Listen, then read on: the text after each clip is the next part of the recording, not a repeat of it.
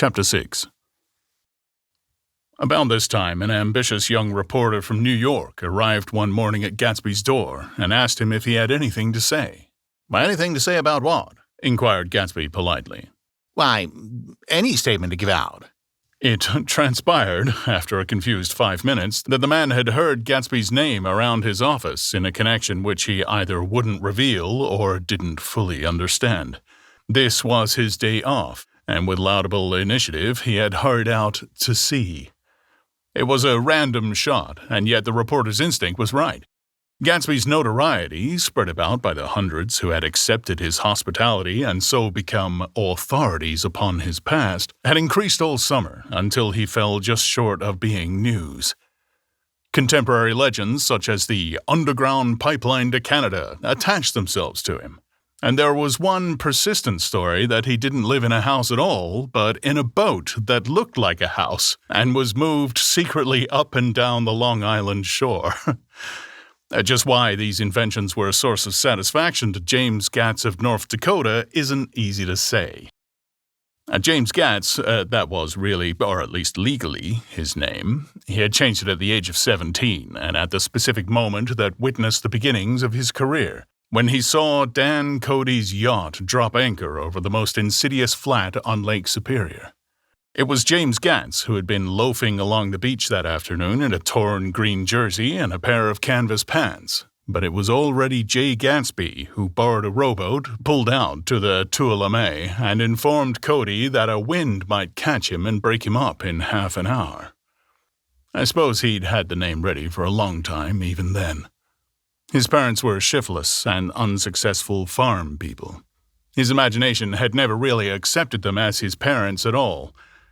The truth was that Jay Gatsby of West Egg, Long Island, sprang from his platonic conception of himself. He was a son of God, a phrase which, if it means anything, means just that. And he must be about his father's business, the service of a vast, vulgar, and meretricious beauty. So he invented just the sort of Jay Gatsby that a 17-year-old boy would be likely to invent. And to this conception he was faithful to the end. For over a year he had been beating his way along the south shore of Lake Superior as a clam digger and a salmon fisher or in any other capacity that brought him food and bed. His brown, hardening body lived naturally through the half-fierce, half-lazy work of the bracing days. He knew women early, and since they spoiled him, he became contemptuous of them. Of young virgins because they were ignorant, of the others because they were hysterical about things which, in his overwhelming self-absorption, he took for granted. But his heart was in a constant, turbulent riot. The most grotesque and fantastic conceits haunted him in his bed at night. A universe of ineffable gaudiness spun itself out in his brain while the clock ticked out on the washstand and the moon soaked with wet light his tangled clothes upon the floor. Each night he added to the pattern of his fancies until drowsiness closed down upon some vivid scene with an oblivious embrace. For a while, these reveries provided an outlet for his imagination. They were a satisfactory hint of the unreality of reality, a promise that the rock of the world was founded securely on a fairy's wing. An instinct toward his future glory had led him, some months before, to the small Lutheran college of St. Olaf's in southern Minnesota. He stayed there 2 weeks, dismayed at its ferocious indifference to the drums of his destiny, to destiny itself, and despising the janitor's work with which he was to pay his way through. Then he drifted back to Lake Superior, and he was still searching for something to do on the day that Dan Cody's yacht dropped anchor in the shallows along shore. Cody was 50 years old then, a product of the Nevada silver fields, of the Yukon, of every rush for metals since '75.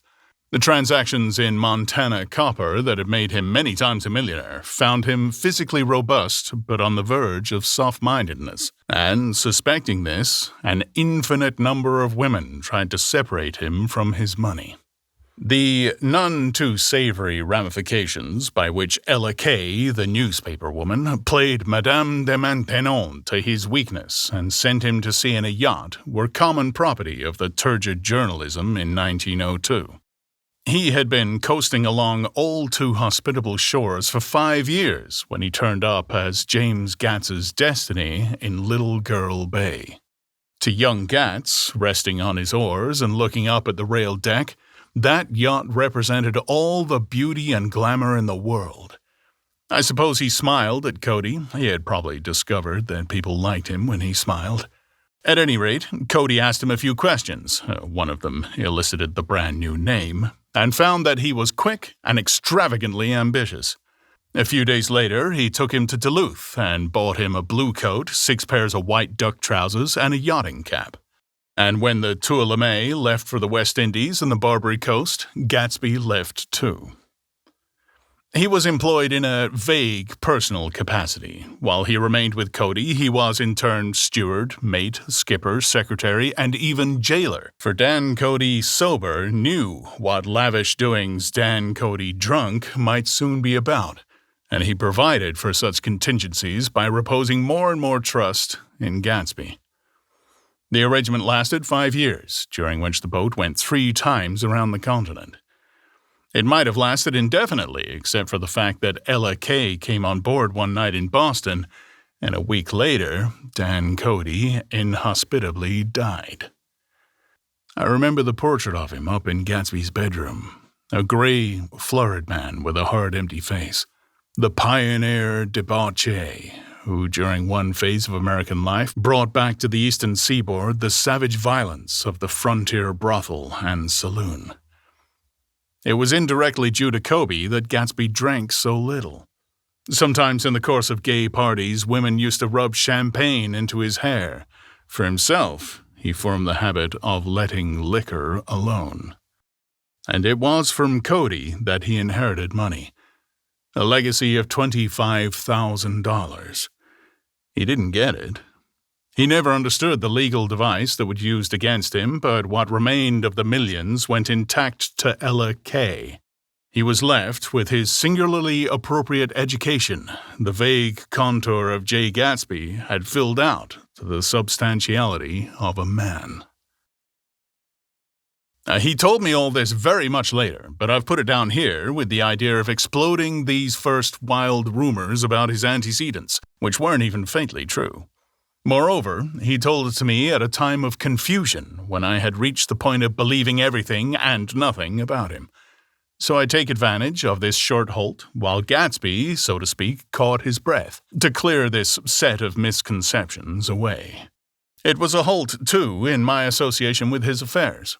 For several weeks I didn't see him or hear his voice on the phone. Mostly I was in New York, trotting around with Jordan and trying to ingratiate myself with her senile aunt. But finally I went over to his house one Sunday afternoon. I hadn't been there 2 minutes when somebody brought Tom Buchanan in for a drink. I was startled, naturally, but the really surprising thing was that it hadn't happened before. They were a party of 3 on horseback, Tom and a man named Sloan, and a pretty woman in a brown riding habit who had been there previously. "I'm delighted to see you," said Gatsby, standing on his porch. I'm delighted that you dropped in." As though they cared. "Well, sit right down. Have a cigarette or a cigar." He walked around the room quickly, ringing bells. "I'll have something to drink for you in just a minute." He was profoundly affected by the fact that Tom was there, but he would be uneasy anyhow until he had given them something, realizing in a vague way that that was what they all came for. Mr. Sloan wanted nothing. A lemonade? No thanks. A little champagne? Nothing at all, thanks. I'm sorry. "Did you have a nice ride? Very good roads round here. I suppose the automobiles—" "Yeah." Moved by an irresistible impulse, Gatsby turned to Tom, who had accepted the introduction as a stranger. "I believe we've met somewhere before, Mr. Buchanan." "Oh, yes," said Tom, gruffly polite, but obviously not remembering. "So we did. I remember very well." "About 2 weeks ago." "That's right. You with Nick here." "I know your wife," continued Gatsby almost aggressively. That's so. Tom turned to me. You live near here, Nick? Next door. That's so. Mr. Sloane didn't enter into the conversation, but lounged back haughtily in his chair. The woman said nothing either, until unexpectedly, after 2 highballs, she became cordial. "We'll all come over to your next party, Mr. Gatsby," she suggested. "What do you say?" "Well, certainly. I'd be delighted to have you," Be very nice, said Mr. Sloane without gratitude. Well, I think it ought to be starting home. "Oh, please, don't hurry," Gatsby urged them. He had control of himself now, and he wanted to see more of Tom. Why don't you stay for supper? I wouldn't be surprised if some other people dropped in from New York." "You come to supper with me," said the lady enthusiastically. "both of you." This included me. Mr. Sloane got to his feet. Come along, he said, but to her only. "I mean it. She insisted. I'd love to have you. Lots of room." Gatsby looked at me questioningly. He wanted to go, and he didn't see that Mr. Sloane had determined he shouldn't. "I'm afraid I won't be able to," I said. "Well, you come," she urged, concentrating on Gatsby. Mr. Sloane murmured something close to her ear. "We won't be late if we start now," she insisted aloud. "I haven't got a horse," said Gatsby. "I used to ride in the army, but I've never bought a horse. I'll have to follow you in my car. Excuse me for just a minute." The rest of us walked out on the porch, where Sloane and the lady began an impassioned conversation aside.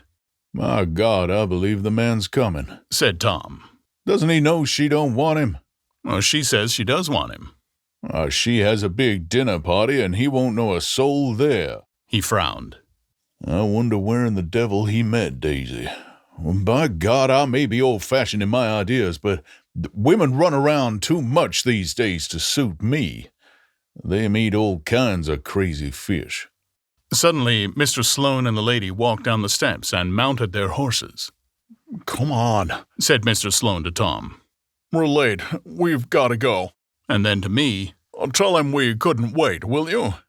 Tom and I shook hands, and the rest of us exchanged a cool nod, and they trotted quickly down the drive, disappearing under the August foliage, just as Gatsby, with hat and light overcoat in hand, came out the front door.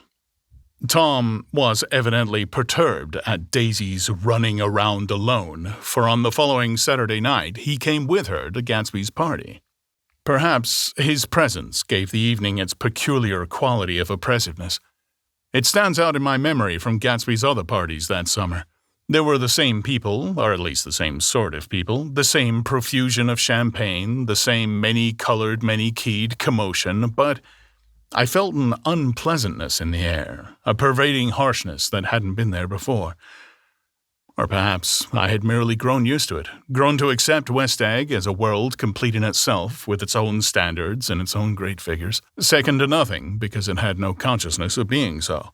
And now I was looking at it again through Daisy's eyes. It is invariably saddening to look through new eyes at things upon which you have expended your own powers of adjustment. They arrived at twilight, and as we strolled out amongst the sparkling hundreds, Daisy's voice was playing murmurous tricks in her throat. "These things excite me so," she whispered. "If you want to kiss me any time during the evening, Nick, just let me know and I'll be glad to arrange it for you. Just mention my name or present a green card. I'm giving out green—" "Look around," suggested Gatsby. "I'm looking around. I'm having a marvelous—" "You must see the faces of many people you've heard about." Tom's arrogant eyes roamed the crowd. We don't go around very much, he said. In fact, I was just thinking, I don't know a soul here. Perhaps you know that lady. Gatsby indicated a gorgeous, scarcely human orchid of a woman who sat in state under a white plum tree. Tom and Daisy stared with that peculiarly unreal feeling that accompanies the recognition of a hitherto ghostly celebrity of the movies. "Oh, she's lovely," said Daisy. "The man bending over her is her director." He took them ceremoniously from group to group. "This is Mrs. Buchanan and Mr. Buchanan." After an instant's hesitation, he added, "The polo player." "Oh, no," objected Tom quickly. "Not me." But evidently the sound of it pleased Gatsby, for Tom remained the polo player for the rest of the evening. I've never met so many celebrities, Daisy exclaimed. I like that man. What was his name with the sort of blue nose? Gatsby identified him, adding that he was a small producer. Well, I liked him anyhow. I'd a little rather not be the polo player, said Tom pleasantly. I'd rather look at these famous people in oblivion. Daisy and Gatsby danced. I remember being surprised by his graceful conservative foxtrot. I'd never seen him dance before. Then they sauntered over to my house and sat on the steps for half an hour, while at her request I remained watchfully in the garden. In case there's a fire or a flood, she explained, or any act of God. Tom appeared from his oblivion as we were sitting down to supper together. Do you mind if I eat with some people over here? He said. A fellow's getting off some funny stuff. Go ahead, answered Daisy genially. And if you want to take down any addresses, here's my little gold pencil. She looked around after a moment and told me the girl was common but pretty, and I knew that except for the half hour she'd been alone with Gatsby, she wasn't having a good time. We were at a particularly tipsy table. That was my fault. Gatsby had been called to the phone, and I'd enjoyed these same people only 2 weeks before. But what had amused me then turned septic on the air now. How do you feel, Miss Baedeker? The girl addressed was trying, unsuccessfully, to slump against my shoulder. At this inquiry, she sat up and opened her eyes. What? A massive and lethargic woman, who had been urging Daisy to play golf with her at the local club tomorrow, spoke in Miss Baedeker's defense. Oh, she's all right now. When she's had 5 or 6 cocktails, she always starts screaming like that. I tell her she ought to leave it alone. I do leave it alone, affirmed the accused hollowly. We heard you yelling, so I said to Doc Civet here, there's someone that needs your help, Doc. She's much obliged, I'm sure, said another friend without gratitude. But you got her dress all wet when you stuck her head in the pool. Anything I hate is to get my head stuck in a pool, mumbled Miss Baedeker. They almost drowned me over in New Jersey. Well, you ought to leave it alone, countered Doc Civet. Speak for yourself, cried Miss Baedeker violently. Your handshakes. I wouldn't let you operate on me. It was like that. Almost the last thing I remember was standing with Daisy and watching the moving picture director and his star. They were still under the white plum tree, and their faces were touching, except for a pale, thin ray of moonlight between. It occurred to me that he had been very slowly bending toward her all evening to attain this proximity, and even while I watched, I saw him stoop 1 ultimate degree and kiss at her cheek. I like her, said Daisy. I think she's lovely. But the rest offended her. And inarguably, because it wasn't a gesture but an emotion.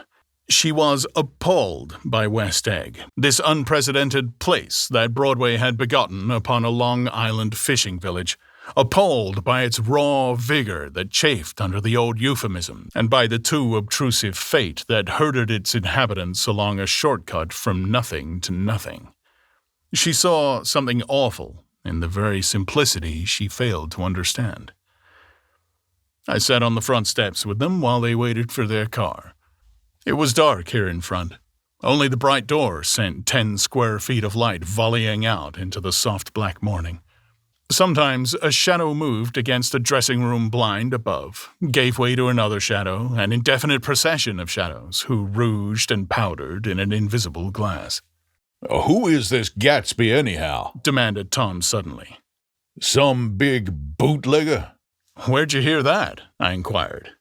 Well, I didn't hear it. I imagined it. A lot of these newly rich people are just big bootleggers, you know. Not Gatsby, I said shortly. He was silent for a moment. The pebbles of the drive crunched under his feet. Well, he certainly must have strained himself to get this menagerie together. A breeze stirred the gray haze of Daisy's fur collar. At least they are more interesting than the people we know, she said with an effort. You didn't look so interested. Well, I was. Tom laughed and turned to me. Did you notice Daisy's face when that girl asked her to put her under a cold shower? Daisy began to sing with the music in a husky, rhythmic whisper, bringing out a meaning in each word that it had never had before and would never have again. When the melody rose, her voice broke up sweetly, following it in a way contralto voices have, and each change tipped out a little of her warm human magic upon the air. Lots of people come who haven't been invited, She said suddenly. That girl hadn't been invited. They simply forced their way in, and he's too polite to object. Well, I'd like to know who he is and what he does, Insisted Tom. and I think I'll make a point of finding out. I can tell you right now. She answered. He owned some drugstores. A lot of drugstores. He built them up himself. The dilatory limousine came rolling up the drive. Good night, Nick, Said Daisy. Her glance left me and sought the lighted top of the steps, where 3 o'clock in the morning, a neat, sad little waltz of that year, was drifting out the open door. After all, in the very casualness of Gatsby's party, there were romantic possibilities totally absent from her world. What was it up there in the song that seemed to be calling her back inside? What would happen now in the dim, incalculable hours? Perhaps some unbelievable guest would arrive, a person infinitely rare and to be marveled at, some authentically radiant young woman who, with one fresh glance at Gatsby, one moment of magical encounter, would blot out those 5 years of unwavering devotion. I stayed late that night. Gatsby asked me to wait until he was free, and I lingered in the garden until the inevitable swimming party had run up, chilled and exalted, from the black beach, until the lights were extinguished in the guest rooms overhead. When he came down the steps at last, the tanned skin was drawn unusually tight on his face, and his eyes were bright and tired. She didn't like it, he said immediately. Of course she did. She didn't like it, he insisted. She didn't have a good time. He was silent, and I guessed at his unutterable depression. I feel far away from her, he said. It's hard to make her understand. When you mean about the dance? The dance! He dismissed all the dances he had given with a snap of his fingers. Old sport, the dance is unimportant. He wanted nothing less of Daisy than she should go to Tom and say, "I never loved you." After she had obliterated 4 years with that sentence, they could decide upon the more practical measures to be taken. One of them was that after she was free, they were to go back to Louisville and be married from her house, just as if it were 5 years ago. And she doesn't understand, he said. She used to be able to understand. We'd sit for hours. He broke off and began to walk up and down the desolate path of fruit rinds and discarded favors and crushed flowers. I wouldn't ask too much of her, I ventured. You can't repeat the past. Can't repeat the past? He cried incredulously. Why, of course you can. He looked around him wildly, as if the past were lurking here in the shadows of his house, just out of reach of his hand. I'm going to fix everything just the way it was before, he said, nodding determinedly. She'll see. He talked a lot about the past, and I gathered that he wanted to recover something, some idea of himself perhaps, that had gone into loving Daisy. His life had been confused and disordered since then. But if he could once return to a certain starting place and go over it all slowly, he could find out what that thing was. One autumn night, 5 years before, they had been walking down the street when the leaves were falling, and they came to a place where there was no trees and the sidewalk was white with moonlight. They stopped here and turned toward each other. Now it was a cool night, with that mysterious excitement in it which comes at the 2 changes of the year. The quiet lights in the houses were humming out into the darkness, and there was a stir and bustle among the stars. Out of the corner of his eye, Gatsby saw that the blocks of the sidewalks really formed a ladder and mounted to a secret place above the trees. He could climb to it if he climbed alone, and once there he could suck on the pap of life, gulp down with the incomparable milk of wonder. His heart beat faster as Daisy's white face came up to his own. He knew that when he kissed this girl and forever wed his unutterable visions to her perishable breath, his mind would never romp again like the mind of God. So he waited, listening for a moment longer to the tuning fork that had been struck upon a star. Then he kissed her. At his lips' touch, she blossomed for him like a flower, and the incarnation was complete. Through all he said, even through his appalling sentimentality, I was reminded of something, an elusive rhythm, a fragment of lost words that I had heard somewhere a long time ago. For a moment, a phrase tried to take shape in my mouth, and my lips parted like a dumb man's, as though there was more struggling upon them than a wisp of startled air. But they made no sound, and what I had almost remembered was uncommunicable forever.